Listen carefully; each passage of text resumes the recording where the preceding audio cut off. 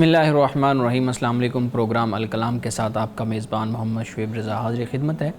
ناظرین کرام، یہ پروگرام جو سٹی نیوز نیٹ ورک اور ادارہ فکر جدید کے اشتراک سے شروع کیا گیا ہے، اس کے پہلے حصہ میں ہم قرآن کریم کی کچھ آیات کو سمجھنے کی کوشش کرتے ہیں اور دوسرے حصہ میں اپنے عہد کے نمائندہ سیاسی، سماجی، مذہبی موضوعات پہ پیدا ہونے والے سوالات کے جوابات ایک نئے نقطہ نظر سے جاننے کی کوشش کرتے ہیں۔ حسب سابق ہمارے ساتھ شریک گفتگو ہیں جناب امانت رسول صاحب۔ امانت صاحب، بہت شکریہ آپ کے وقت کا۔ میری معاونت کے لیے موجود ہے جناب شارق رسول۔ شارق، بہت شکریہ آپ کا۔ ناظرین کرام، آپ کی سکرین پہ ہمارا واٹس ایپ نمبر آ رہا ہوگا، آپ اپنے سوالات اس واٹس ایپ نمبر پر بھیج سکتے ہیں، ہم آپ کے سوالات کو ضرور ایڈریس کریں گے۔ گزشتہ پروگرام میں ہم نے گفتگو کی تھی حضرت عیسیٰ علیہ السلام کی پیدائش اور حضرت مریم کا اپنی قوم سے، اپنے لوگوں سے مخاطب ہونا، اور پھر حضرت عیسیٰ علیہ السلام کی جو گفتگو تھی اس پہ۔ آج ہم سورہ مریم کی آیت نمبر 38 سے شروع کرنا ہے۔ میں جناب امانت رسول صاحب سے گزارش کروں گا اپنی گفتگو کا آغاز کیجیے گا۔ بسم اللہ الرحمن الرحیم۔ ناظرین کرام، حضرت مسیح علیہ السلام کی معجزانہ پیدائش، اس وجہ سے یہ ایک عقیدہ مسیحیت میں عام ہوا کہ آپ اللہ کے بیٹے ہیں۔ قرآن مجید نے اسی مقام پر ہی اس بات کو اور اس عقیدے کو رد کیا ہے کہ حضرت مسیح علیہ السلام اللہ کے بیٹے نہیں، اللہ کے بندے ہیں، اور اللہ سبحانہ و تعالیٰ کی ذات اس سے پاک ہے کہ وہ کسی کو اپنا بیٹا بنائے، یعنی اس کا کوئی بیٹا ہو یا وہ کسی کا بیٹا ہو۔ تو قرآن مجید نے اس عقیدہ توحید کو بڑی تفصیل کے ساتھ بیان کیا ہے، اور اگر آپ پڑھنا چاہیں اور سمجھنا چاہیں تو اس کو اللہ سبحانہ و تعالیٰ نے سورۃ الاخلاص میں بیان کر دیا ہے۔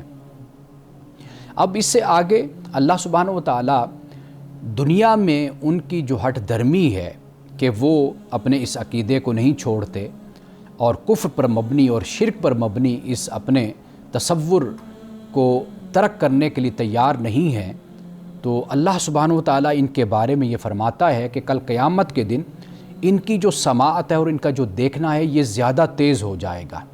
یعنی دنیا میں تو یہ اپنی سماعت اور اپنی بصارت کو استعمال نہیں کر رہے، لیکن جب آخرت میں جائیں گے تو وہاں پر ان کی سماعت اور ان کی بصارت زیادہ ہو جائے گی، یعنی یہ پچھتائیں گے، ان کو پھر وہاں پر سمجھ آئے گی۔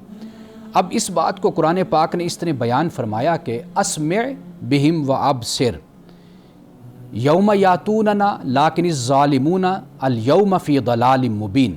فرمایا کہ جس دن یہ لوگ ہمارے پاس آئیں گے وہ خوب سنتے اور خوب دیکھتے ہوں گے، مگر آج یہ ظالم کھلی ہوئی گمراہی میں ہیں۔ اس سے آگے فرمایا کہ وَأَنذِرْهُمْ يَوْمَ الْحَسْرَةِ إِذْ قُضِيَ الْأَمْرُ، اور ان کو ڈرا، کس چیز سے ڈرا؟ یوم الحسرہ، حسرت کے دن سے تو ان کو ڈرا، اذ قضی الامر، کہ جب معاملہ، جب فیصلہ کر دیا جائے گا۔ وہم فی غفلۃ وہم لا یؤمنون، یہ لوگ آج غفلت میں ہیں، یہ ایمان نہیں لا رہے۔ اس کے بعد فرمایا کہ انا نحن نارث الارض ومن علیہا والینا یرجعون، بے شک ہم ہی زمین اور زمین کے رہنے والوں کے وارث ہوں گے۔ یعنی اللہ سبحانہ و تعالیٰ وارث ہے۔ وارث وہی ہوتا ہے کہ جو ایک کے بعد، یعنی جو آنے والا ہوتا ہے وہی ہوتا ہے۔ یعنی اللہ سبحانہ و تعالیٰ باقی ہے، وہ قائم ہے، وہ دائم ہے، وہ حی ہے، وہ قیوم ہے، وہی وارث ہے۔ اس کے بعد یہ فرمایا اور لوگ ہماری ہی طرف لوٹائے جائیں گے۔ اللہ سبحانہ و تعالیٰ وارث ہے زمین کا، اور زمین پر جو کچھ ہے سب کا اللہ وارث ہے، اور سب اسی کی طرف لوٹائے جائیں گے۔ ناظرین کرام، یہاں اللہ سبحانہ و تعالیٰ نے آیت نمبر 38 میں اور 39 میں خاص طور پر جو یہ فرمایا یوم الحسرہ، حسرت کا دن یعنی پچھتاوے کا دن۔ اب وہ دن کیا ہوگا؟ آئیے ایک اور مقام ہے، میں چاہتا ہوں کہ اس مقام سے ہم پڑھیں کہ حسرت کا دن کیا ہوگا۔ فرمایا کہ وَإِذْ قَالَ اللَّهُ يَا عِيسَى ابْنَ مَرْيَمَ، کہ جب اللہ سبحانہ و تعالیٰ عیسیٰ ابن مریم سے پوچھے گا، کیا پوچھے گا؟ کہ اَأَنْتَ قُلْتَ لِلنَّاسِ اتَّخِذُونِي وَأُمِّيَ إِلَٰهَيْنِ مِن دُونِ اللَّهِ، کہ اے عیسیٰ ابن مریم، کیا تم نے لوگوں سے کہا تھا کہ مجھ کو اور میری ماں کو خدا کے سوا معبود بنا لو؟ کیا یہ تم نے کہا تھا کہ بھئی میں خدا کا بیٹا ہوں؟ اور حضرت مریم کے حوالے سے، اپنی والدہ کے حوالے سے، کیا یہ عقیدہ تم نے ان کو کہا تھا کہ یہ رکھو؟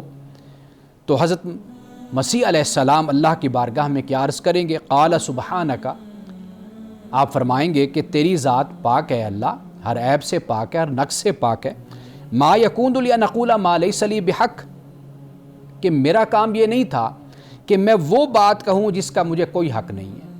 یعنی آپ نے جو مجھے تعلیم دی، جو حکم دیا، جو وحی کی، میں نے وہی لوگوں تک من و ان پہنچا دیا، اس سے ہٹ کر میں نے کوئی بات نہیں کی، اس لیے کہ وہ میرا فریضہ نبوت میں وہ بات ہی شامل نہیں ہے۔ تو اس لیے میں نے وہی بات لوگوں کو بتائی جو تو نے مجھے بتائی اور میری طرف بھیجی۔ اس کے بعد فرمایا کہ ان کنت قلت فقد علمتہ، اگر میں نے یہ کہا ہوگا تو اے اللہ تجھے معلوم ہے، تو جانتا ہے، تعلم ما فی نفسی، تو جانتا ہے جو میرے اندر ہے، ولا اعلم ما فی نفسک، اور میں نہیں جانتا جو تیرے جی میں ہے، میں یہ نہیں جانتا، یعنی تیرا مستقبل کا ارادہ، تیرا علم، میں اس پہنچ تک نہیں جا سکتا، اس مقام تک، لیکن تو میری ذات سے، میرے باطن سے، میرے دل میں چھپے خیالات سے، ہر چیز سے تو واقف ہے۔ اس کے بعد فرمایا انک انت علام الغیوب، اس لیے کہ بے شک تو غیبوں کو بہت اچھے طریقے سے جاننے والا ہے۔ ما قلت لهم الا ما امرتنی بہ، میں نے ان سے وہی بات کہی جس کا تو نے مجھے حکم دیا، اور وہ بات کیا ہے؟ ان اعبدوا اللہ، کہ اللہ کے بندے بن جاؤ، اللہ کی عبادت کرو، وہ اللہ کے ربی و ربکم، کہ جو میرا رب ہے اور تمہارا بھی رب ہے۔ وکنت علیہم شہیدا ما دمت فیہم، اور فرمایا کہ اور میں ان پر گواہ تھا جب تک میں ان میں رہا، یعنی میں نے جو ان تک تعلیم دی تھی وہ یہی کہ اللہ کی عبادت کرو، اللہ میرا اور تمہارا بھی رب ہے، تو میں اس پر گواہ ہوں کہ میں نے یہی ان تک میسج پہنچایا جب تک میں ان میں موجود رہا۔ فلما توفیتنی، اور جب تو نے مجھ کو وفات دے دی، کنت انت الرقیب علیہم، تو پھر اے اللہ تو ان پر نگران تھا، تو نگہبان ہے۔ وانت علی کل شیء شہید، اور تو ہر چیز پر گواہ ہے۔ اس کے بعد فرمایا کہ ان تعذبہم، اب دیکھیے پیغمبرانہ شان، مرتبہ اور مقام، حضرت مسیح علیہ السلام اللہ کی بارگاہ میں یہ گزارش کریں گے قیامت کے روز، ان تعذبہم فإنہم عبادک، اگر تو ان کو عذاب دے تو بے شک یہ تیرے بندے، وَإِن تغفر لَهُمْ، اور اگر تو ان کو معاف کر دے تو فإنک انت العزیز الحکیم، کہ بے شک تو غالب حکمت والا ہے۔ یعنی یہ وہ آیت ہے کہ جہاں سے ہمیں معلوم یہ ہوتا ہے کہ یہ یوم الحسرت ہوگی، حسرت کا دن ان لوگوں کے لیے ہوگا کہ جو دنیا میں حضرت مسیح علیہ السلام کی شان میں غلو کرتے تھے، حضرت مریم کی شان میں غلو کرتے تھے، تو یہ قیامت کا دن ان کے لیے حسرت کا دن اس لیے بن جائے گا کہ جب اللہ سبحانہ وتعالی حضرت مسیح علیہ السلام سے مکالمہ کرے گا، گفتگو فرمائے گا، تو حضرت مسیح علیہ السلام اللہ کی بارگاہ میں عرض کریں گے مولا انہوں نے جو کچھ دنیا میں کیا تھا جب تک میں زندہ تھا، تو یہ وہی تعلیم انہوں نے اختیار کی اور میں نے ان کو پہنچائی تھی جو تو نے مجھ کو عطا کی تھی، اس کے بعد پھر کیا ہوا یہ تو جانتا ہے اور تو ان پر نگہبان و نگران ہے۔ مولانا صاحب بہت شکریہ۔ آپ بات کر رہے تھے کہ حضرت عیسیٰ علیہ السلام سے کل سوال ہوگا کہ ان تک کیا پیغام پہنچایا، تو وہ سارا پس منظر آپ بیان کر رہے تھے۔ اچھا مولانا صاحب، یوم الحسرہ کی جو آپ نے بات کی ہے، ہم دیکھتے ہیں کہ مسلمانوں کے اندر بھی، ہمارے اسلام کے جو مختلف گروپس ہیں اس کے اندر بھی جو یوم الحسرہ ہے یعنی قیامت کا دن ہے، اس میں کچھ عقائد کی بنیاد پہ کچھ بنیادی اختلافات ہیں یا نقطہ نظر ہیں، میں چاہوں گا آپ اس پہ بات کیجیے گا۔ جیسے وقت ہے قیامت کا، اس کی نشانیاں ہیں، اس کے مراحل ہیں، پھر عذاب قبر ہے، پھر شفاعت کا معاملہ ہے، ان ساری چیزوں کو جب دیکھا جاتا ہے تو ہمارے ہاں ایک اختلاف پیدا ہو جاتا ہے، پایا جاتا ہے۔ اب اسی اختلاف کی بنیاد پہ بہت سے لوگ پھر اس کانسیپٹ کو غلط ملت کر جاتے ہیں۔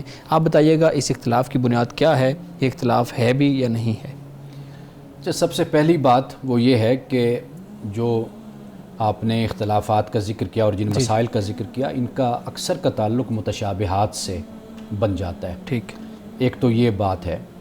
دوسری بات یہ ہے کہ اس میں پھر کیفیات پر اختلاف ہو جاتا ہے۔ جی جی بالکل، یعنی جیسے باس بعد الموت کا معاملہ، یعنی جسے ہم کہتے ہیں عالم برزخ، جس کو بیان کیا جاتا ہے، اس کے علاوہ دیگر جو قیامت کی نشانیاں اور یہ جو معاملات ہیں، اللہ سبحانہ و تعالیٰ نے قیامت کا جو مقرر وقت ہے وہ کسی کو بھی نہیں بتایا، وہ خدا کے علم عنده علم الساعہ، ٹھیک، بے شک جو قیامت کا علم ہے وہ خدا کے پاس ہے۔ صحیح۔ باقی نشانیاں، علامات یہ انبیاء علیہ السلام نے بھی بیان کی، رسول اللہ صلی اللہ علیہ وسلم نے بھی اس کو بیان فرمایا۔ اب ان نشانیوں پر بھی اختلاف ہے، اس کی کیفیتوں پر بھی اختلاف ہے۔ یہ یعنی کہ مثال کے طور پر کوئی واقعہ آپ نے بیان کیا کہ آیا کہ وہ واقعہ قیامت کے قریب رونما ہونا، صحیح ہے، جو نشانیاں بیان کی جاتی ہیں، نشانیاں بیان کی، اس پر پھر علماء کا اختلاف ہو جاتا ہے۔ اور آخری بات میں اس حوالے سے یہ عرض کروں گا کہ ان پر اگر کوئی اختلاف بھی ہے تو وہ ایسا اختلاف نہیں ہے بنیادی نوعیت کا کہ جس کی بنیاد پر کسی کی تکفیر کی جائے یا کسی کی تدلیل کی جائے۔ ناظرین کرام، یہاں وقت ہوا چاہتا ہے ایک بریک کا، ہمارے ساتھ رہیے گا۔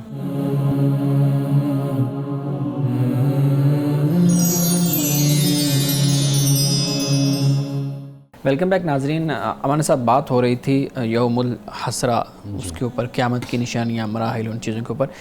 ایک بنیادی طور پہ ایک چیز میں پوچھنا چاہوں گا، ساعت، قیامت، وہ گھڑی، کتنا یقین اور کتنا عقیدہ ایک انسان کا ہونا چاہیے؟ ہم دیکھتے ہیں ان ساری چیزوں کے اندر اختلاف ہے، تو ایک مسلمان کا کتنا عقیدہ قیامت پہ ہونا چاہیے کہ ہم یہ مان لیں کہ اب اس کا یوم آخرت پہ یقین ہو گیا ہے؟ دیکھیے، اجمالی طور پر جو ماننا ہے وہ ماننا چاہیے، تفصیل میں اختلاف بھی ہوتا ہے، جیسے میں نے پہلے اس پر وقفے پہ جانے سے پہلے بات کی ہے۔ تو اجمال یہی ہے کہ اللہ سبحانہ و تعالیٰ نے فرمایا قرآن مجید میں آخرت، ساعت، قیامت یہ واقع ہوگی اور انسان نے اٹھنا ہے اور اللہ کی بارگاہ میں حاضر ہو کر اپنے اعمال کا جواب دینا ہے۔ شارق، آپ بھی کوئی سوال کرنا چاہ رہے تھے، پلیز۔ جی، آپ نے اپنی گفتگو کی شروعات میں فرمایا کہ حضرت عیسیٰ کو معجزاتی طور پر پیدا کیا گیا، تو میرے ذہن میں ایک سوال آیا کہ آج کے دور میں معجزات کیوں نہیں دیکھنے کو ملتے؟ ایک کیوریوسٹی سی ہوتی ہے کہ میں اس دور میں کیوں نہیں پیدا ہوا جہاں پر معجزات دیکھنے کو ملیں، تاکہ اس پر ایمان بھی اور مضبوط ہو سکے۔ دیکھیے، پہلی بات تو یہ کہ معجزات کا تعلق تو انبیاء علیہ السلام کے ساتھ ہے، جی، رسول کے ساتھ۔ جیسے ہم بحمد اللہ تعالیٰ اتنا ہم نے قرآن مجید کا مطالعہ کیا، آپ نے دیکھا کہ اس میں حضرت موسیٰ علیہ السلام کو معجزے دیے گئے، حضرت سلیمان علیہ السلام کو معجزے عطا کیے گئے، حضرت داود کو دیے گئے، حضرت مسیح علیہ السلام کا ہم نے ذکر کیا، آپ کو معجزے دیے گئے۔ تو ایک تو معجزوں کا تعلق پیغمبروں کے ساتھ ہے۔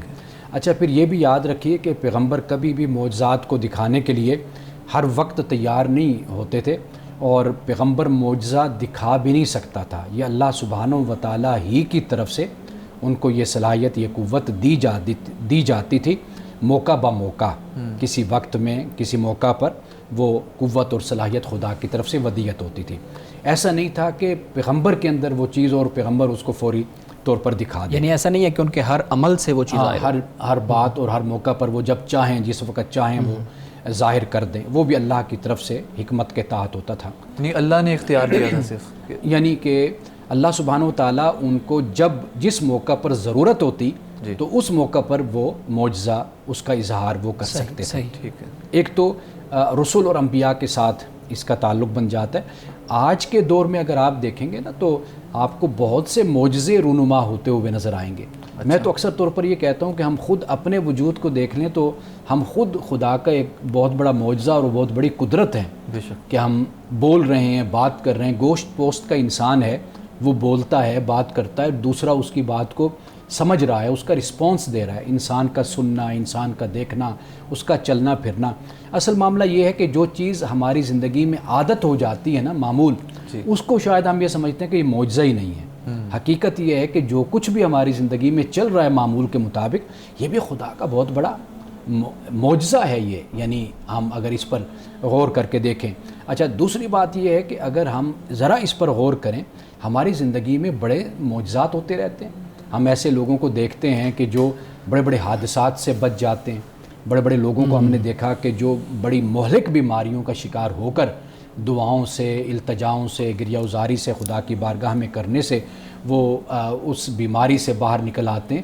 یہ سارے معجزے ہوتے ہیں۔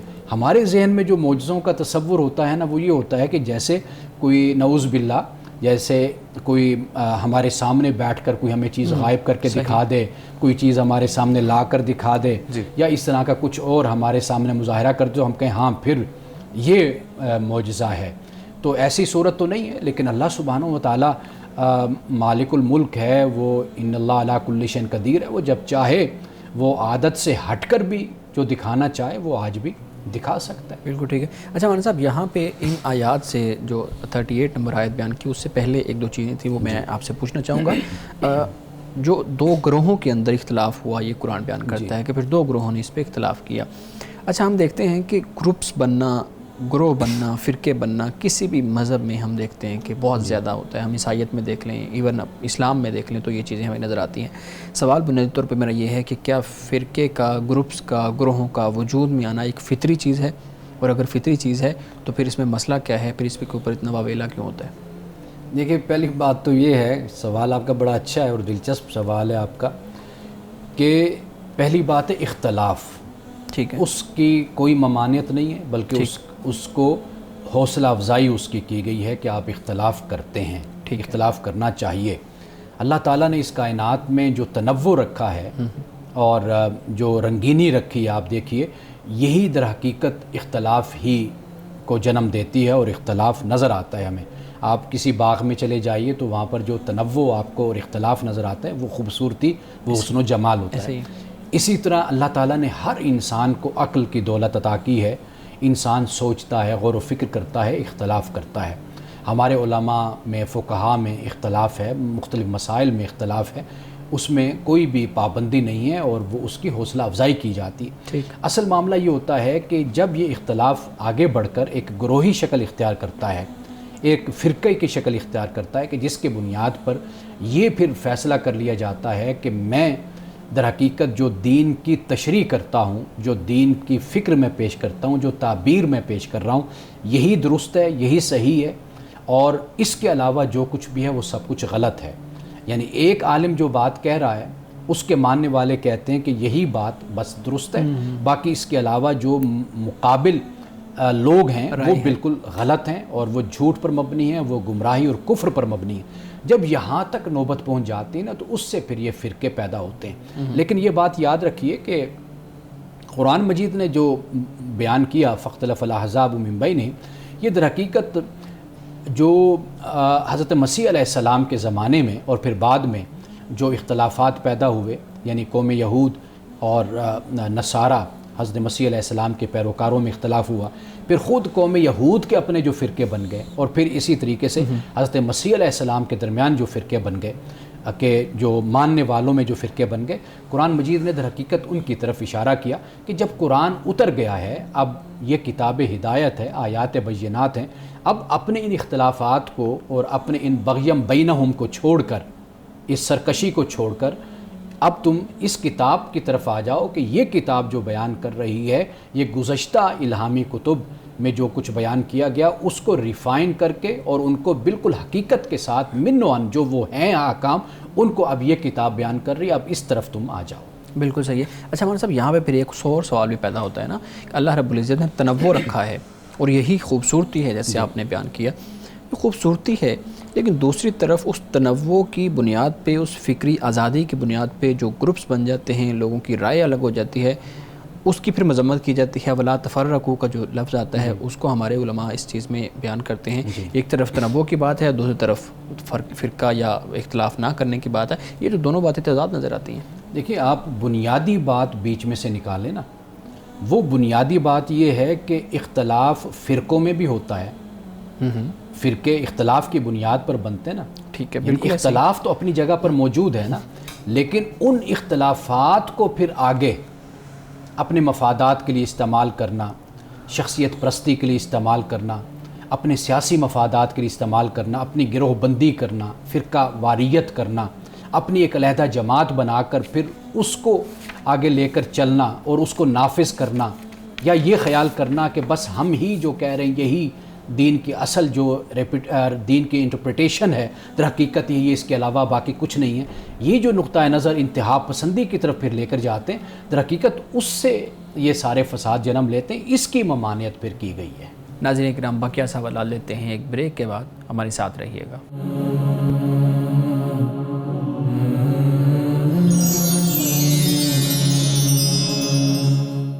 वेलकम बैक नाज़रीन। अमान साहब, हमारे नाज़रीन के भी कुछ सवालात होते हैं, वो हर प्रोग्राम में हम कोशिश करते हैं कि सब सवालात को लें। अमान साहब, सवाल ये है नाज़रीन की तरफ से, पूछते हैं जी ख़तने की शरई हैसियत क्या है, ये क्यों ज़रूरी है?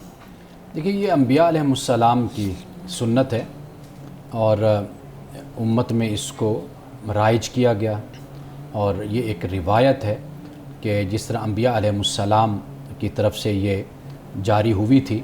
असल जो इसका मकसद है वो है पाकीज़गी और तहारत इंसानी वजूद की।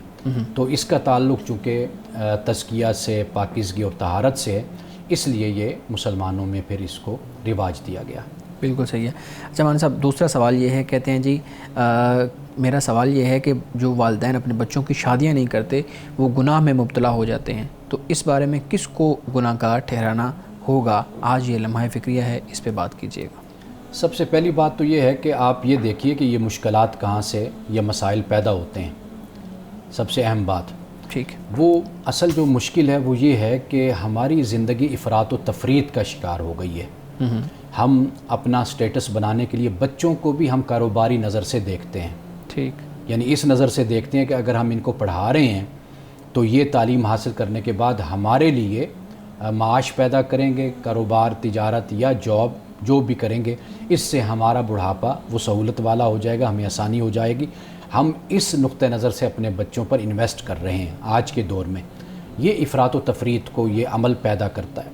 इससे होता क्या है कि जब हम ये ख्वाब और ये तसव्वुरात कायम करते हैं, इससे बच्चे जब तालीम के शोबे में आते हैं या तालीम हासिल करते हैं, उनकी जो तालीम आखिरी मरहले तक जब तक पहुँचती है उस वक़्त तक उनकी उम्रें बड़ी हो जाती हैं। ठीक, इससे बहुत से फिर कबाहतें जन्म लेती हैं।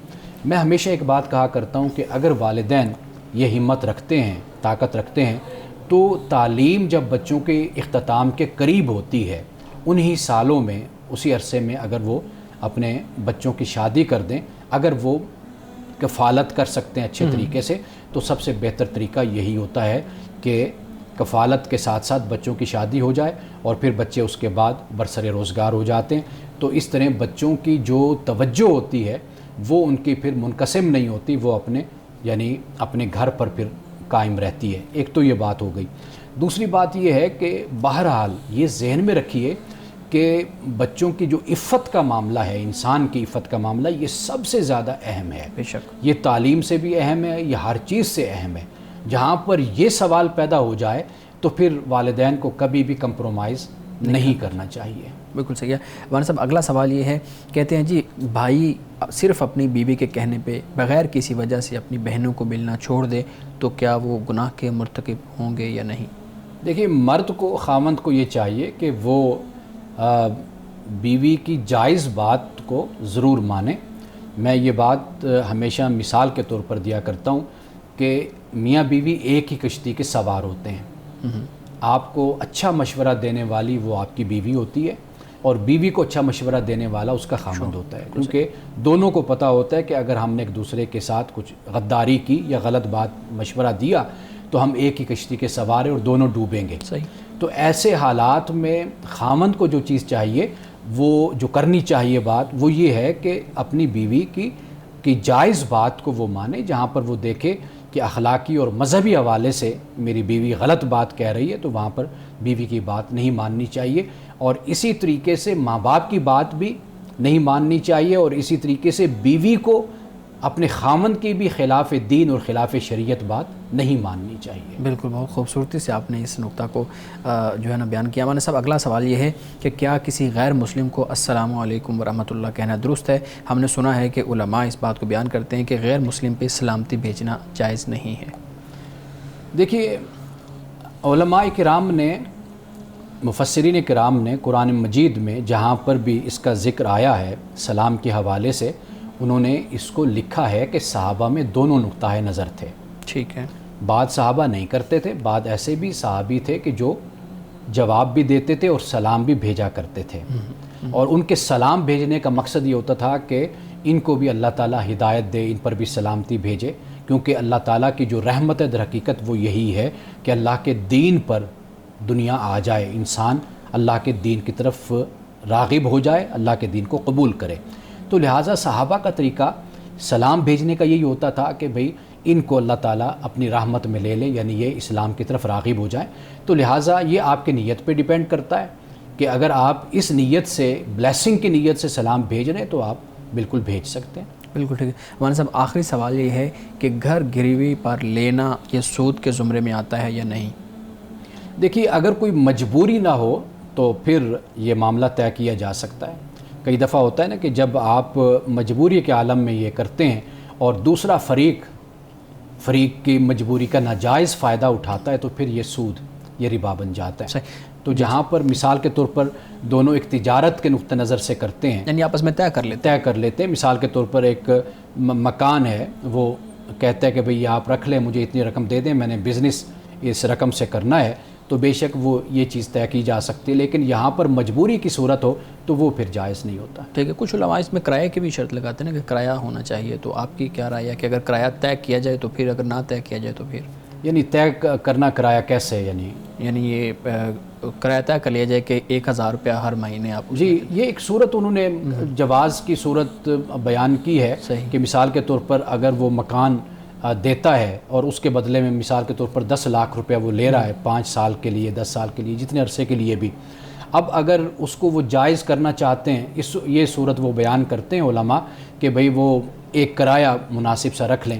لیکن اگر آپ یہ دیکھیں نا کہ ایک بزنس کے نقطہ نظر سے کہ بھئی اگر مکان میں نے آپ کو دیا اور آپ سے میں نے ایک رقم اٹھائی ہے، میں اس سے آگے بزنس کر رہا ہوں، تو اس صورت میں علماء نے یہ کہا ہے کہ یہ جائز ہے، ایسے کیا جا سکتا ہے۔ جی بالکل ٹھیک ہے۔ شارق، آپ بھی کچھ سوالات کرنا چاہ رہے ہیں، ہمارے صاحب سامنے رکھیے گا۔ میں جب نماز پڑھتا ہوں تو اکثر یہ خیال ذہن میں آتا ہے کہ ہم نماز عربی میں ہی کیوں پڑھتے ہیں، کسی اور زبان، اپنی زبان اردو میں کیوں نہیں پڑھتے؟ کیا خدا سے ہم کلام ہونے کی زبان صرف عربی ہے؟ جی، پہلی بات تو یہ ہے کہ اس مسئلے پہ ہمارے ہاں شروع میں اختلاف بیان ہوا، لیکن میں اس بات کو واضح کر دوں کہ نماز کا کچھ حصہ ایسا ہے کہ جو عربی میں جس کا ہونا ضروری ہے۔ اچھا، یعنی مثال کے طور پر جیسے ہم سورۃ الفاتحہ پڑھتے ہیں، 7 سورت کو ملاتے ہیں، یہ ایک ہارمنی کہہ لیجئے یہ پیدا ہوتی ہے، امت جہاں پر بھی ہوگی پتہ چلے گا کہ وہ نماز پڑھ رہے ہیں۔ ٹھیک، یعنی یہ سورۃ الفاتحہ مستقل طور پر اور پھر اس کے ساتھ سورت۔ باقی جو معاملات ہیں دیگر، مثال کے طور پر جیسے آپ اتحیات میں بیٹھے ہیں آخر میں، تو آپ وہاں پر اپنی زبان میں دعا کر سکتے ہیں۔ آپ عربی میں صرف ایک دعا نہیں، کئی اور دعائیں بھی آپ اللہ تعالیٰ سے مانگ سکتے ہیں، تو اس پر کوئی بھی اس طرح کی پابندی نہیں ہے۔ یعنی گویا کہ دونوں چیزیں آپ شامل کر سکتے ہیں۔ اچھا، ایک حصہ آپ عربی کا ہے، وہ لازم ہے، ضروری ہے، آپ اسی کو ہی آپ کریں گے، اور کچھ مقامات ایسے ہیں کہ جہاں پر آپ اپنی زبان میں بھی اللہ کی بارگاہ میں دعا کر سکتے ہیں اور مانگ سکتے ہیں۔ ہمارے ہاں کچھ اسکالرز ہیں جو کہ نماز کو اردو میں پڑھنے کی بات کرتے ہیں، اس پر زور دیتے ہیں، یعنی کہ ہم بات کر لیں پرانے اسکالرز، ہمارے علامہ اقبال جو تھے، خطبات اقبال میں ذکر ملتا ہے جہاں پر انہوں نے کہا ہے کہ نماز جو اردو میں بھی پڑھی جانی چاہیے، زیادہ بہتر طریقے سے نماز انجام دی جا سکتی ہے اس طرح۔ تو ہمیں جو ان باتوں کو، ان کی اوتھینٹسٹی کیا ہے، ویلڈ ہیں یہ باتیں، ان کو ہمیں سمجھنا چاہیے اس کے ڈیٹیل میں۔ دیکھیے علامہ اقبال رحمۃ اللہ تعالیٰ علیہ آپ فقیہ نہیں تھے، یعنی آپ نے ان مسائل کو ایک سائل کے طور پر آپ نے علماء کے سامنے رکھا، پیش کیا ان مسائل کو، اور انہوں نے اصل جو یہ بات بیان کی تو اس کا پس منظر یہ تھا کہ وہ دکھانا یہ چاہتے ہیں، بتانا یہ چاہتے ہیں کہ امت کے علماء فقہاء نے ان مسائل پر گفتگو کی ہے۔ یعنی انجماد جسے ہم کہتے ہیں نا کہ ایک صورتحال ایسی معاشرے میں نہیں تھی، مسلم معاشرے میں، کہ فقہی مسائل پر اور ایسے مسائل پر علماء میں گفتگو نہ ہوتی ہو۔ علماء نے اپنے اپنے وقت پر ان پہ گفتگو کی۔ حضرت امام صاحب رحمۃ اللہ علیہ سے منسوب یہ بات بیان کی جاتی ہے کہ انہوں نے کہا کہ بھی فارسی میں بھی نماز پڑھی جا سکتی ہے۔ تو لیکن یہ ہے کہ یہ میں نے آپ کو بتا دیا کہ جیسے چند مقام ایسے ہیں کہ جہاں پر ہم عربی ہی کو ادا کریں گے، لیکن کچھ مقام ایسے ہیں کہ جہاں پر ہم اپنی زبان میں بھی، بے شک اردو ہے، فارسی ہے، کوئی بھی زبان ہے، آپ اس میں اللہ تعالیٰ سے مناجات کر سکتے ہیں، اللہ تعالیٰ سے دعا کر سکتے ہیں۔ ناظرین کرام، یہاں وقت ہوا چاہتا ہے ایک بریک کا، ہمارے ساتھ رہیے گا۔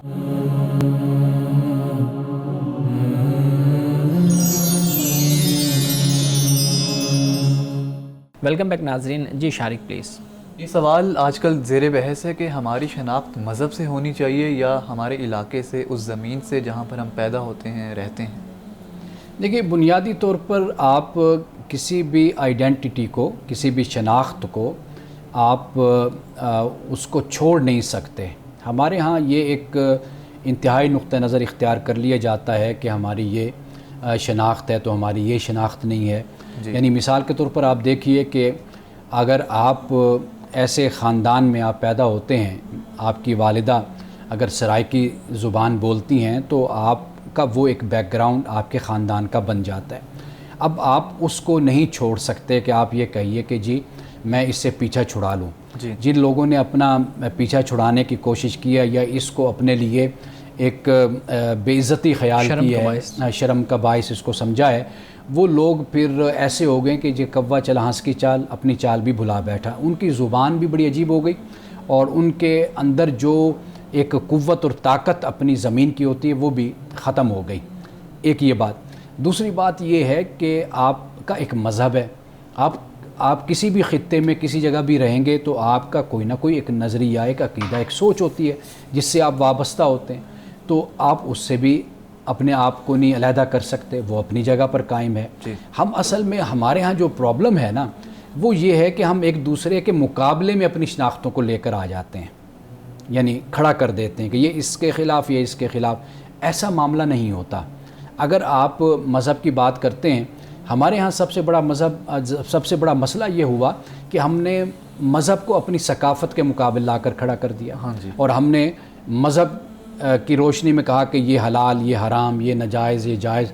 اور پھر ہمارے ہاں کوئی ایکٹیویٹی، کوئی سرگرمی، کوئی رسم، کوئی رواج ہوتا ہے، ہم جا کر اس کو جوڑ کر پیچھے جا کر کسی تاریخ سے اس کے حوالے لے آتے ہیں کہ دیکھیں جی یہ پہلے اس طرح ہوا تھا، یہ سٹارٹ وہاں سے ہوا تھا تو لہٰذا یہ ناجائز اور یہ حرام ہے، چونکہ وہاں اس قوم نے شروع کیا. جیسے ہم نے کسی پروگرام میں کرکٹ کے حوالے سے بات کی تھی کہ چونکہ یہ غیر مسلموں کی طرف سے ہوا تو ہمارے ہاں کئی ایسے مذہبی لوگ ہیں وہ دین میں ان کی کوئی اتھینٹسٹی یا ثقافت ان کی نہیں ہوتی. ان لوگوں کی وہ ایک خطیب ہوتے ہیں، مقرر ہوتے ہیں، ان کا زیادہ مطالعہ نہیں ہوتا. اب وہ جی یہ حرام ہے، یہ ناجائز ہے، یہ نہیں کھیلنی چاہیے کیونکہ یہ غیر مسلموں کی گیم ہے.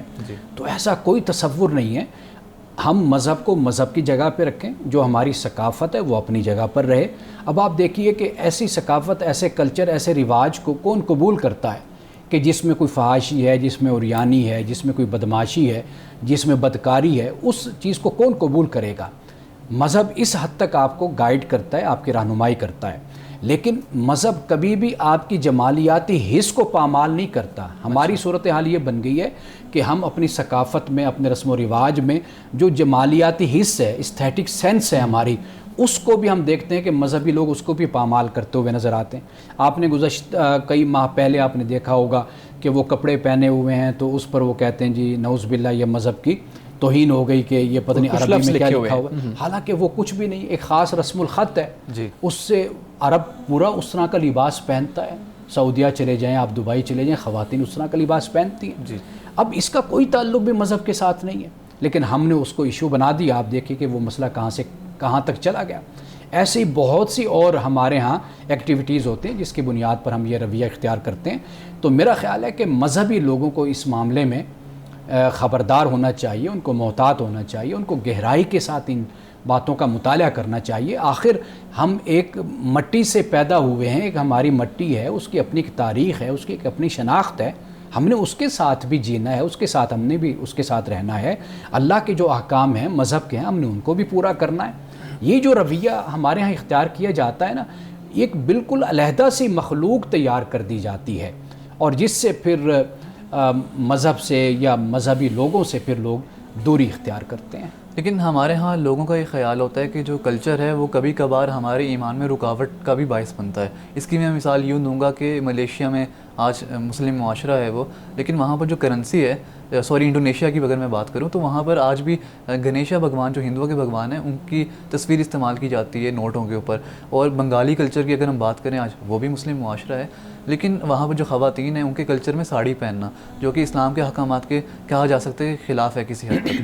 تو یہاں تو ہمیں یہ نظر آتا ہے کہ جو کلچر ہے وہ کلیش میں ہے ہمارے اسلامی احکامات کے، تو اس کو ہم کیسے ڈیل کریں؟ بہت اچھی آپ نے مثال دی ہے، اچھا ہے کہ یہ مسئلہ بھی ناظرین کے سامنے واضح ہو جائے۔ دیکھیے، تصویر نوٹ پر ہونا یہ بڑی مختلف چیز ہے۔ ہمیں جس بات سے منع کیا گیا وہ نعوذ باللہ عقیدہ ہے، اس کے شرک کے حوالے سے۔ اگر آپ کی تہذیب، آپ کی ثقافت، آپ کا کلچر اگر اس کو اس صورت میں قبول کرتا ہے تو اس کے رکھنے میں کوئی حرج نہیں ہے۔ اچھا، آپ بھگوان کی تصویر وہ اپنی جگہ پہ آپ رکھ دیجئے۔ اگر آپ یہ دیکھیں گے تو ہمارے ہاں تو اس کے خلاف بھی فتویٰ ہے کہ کسی انسان کی تصویر بھی نہیں لگائی جا سکتی، جیسے حضرت قائد اعظم کی تصویر ہے، علامہ اقبال کی، یا کسی کی ہم تصویر لگاتے ہیں، اس پر بھی پھر اختلاف ہوگا۔ تو اصل جو چیز ہے وہ بنیادی طور پر وہ ذہن میں رکھنی چاہیے کہ اللہ کی عبادت صرف اللہ کی ہونی ہے، اس کے مقابل کسی اور کی عبادت نہیں ہونی۔ یہ آپ کا اپنا ایک کلچر ہے، آپ کی اپنی ثقافت ہے کہ اس کے مطابق آپ اس بات کو قبول کرتے ہیں، اور آپ کے یہاں اس کو قباحت نہیں محسوس کی جاتی کہ آپ وہ تصویر اپنے نوٹ پر لگا لیتے ہیں۔ ایک بات۔ دوسری بات یہ ہے کہ جو آپ نے ساڑی کی مثال دی، اب اس معاملے میں اگر جو لباس ہے اگر اس کو ساڑی بھی استعمال کی جائے، اور اس ساڑی کو اگر جو اسلام جس طرح کہتا ہے کہ عورت کا ستر کا جو معاملہ ہے، اگر وہ اس کو بھی اختیار کرے تو اس پر بھی کوئی اعتراض کی بات نہیں ہے۔ مقصد تو صرف ستر چھپانا ہے۔ پیغمبروں پر ایمان ہمارے ایمان کا حصہ ہے، لیکن قرآن میں 25 یا 27 انبیاء کا ذکر ہے، اور ہمارا ماننا ہے کہ 1,24,000 پیغمبر اللہ تعالیٰ نے بھیجے۔ تو ہمارے ایمان کے لیے کیا ضروری ہے، ہم کتنے پیغمبروں پر یقین رکھیں؟ دیکھیے، ہمیں صرف اس بات پر یقین رکھنا ہے کہ اللہ سبحانہ و تعالیٰ نے جتنے بھی پیغمبر اتارے، چاہے وہ 1,24,000 ہیں کم و بیش یا اس سے بھی زیادہ ہیں، ہمیں بس یہ ماننا ہے کہ اللہ نے جو بھی پیغمبر اتارے ان پر ہمارا ایمان ہے، بس یہ لازم ہے۔ یعنی جسے ہم کہتے ہیں کہ اجمالی طور پر آپ کا میرا ہم سب کا ماننا لازم اور ضروری ہے۔ یعنی مثال کے طور پر ہم کہتے ہیں کہ ہم کتابوں پر ایمان رکھتے ہیں، اب وہ تورات ہے، انجیل ہے، زبور ہے، وہ ہمیں معلوم ہے۔ اب بہت سی کتابیں یا صحائف ایسے ہیں کہ جو ہم نہیں جانتے۔ صحف ابراہیم و موسیٰ قرآن کے الفاظ ہیں کہ ابراہیم کے صحف، موسیٰ کے صحف، اور اس کے علاوہ دیگر انبیاء کے۔ تو ہم اجمالی طور پر ایمان رکھتے ہیں کہ جو بھی کتابیں اللہ نے نازل کی ہیں اور جو پیغمبر اللہ نے بھیجے، ہم سب پر ایمان رکھتے ہیں۔ امن صاحب، آج کی حدیث مبارکہ بیان کیجیے گا۔ حضرت عبداللہ ابن عمر رضی اللہ تعالی عنہ سے روایت ہے، اور یہ حدیث امام بخاری نے بخاری شریف میں نقل کی ہے، اور اس کا نمبر ہے 912۔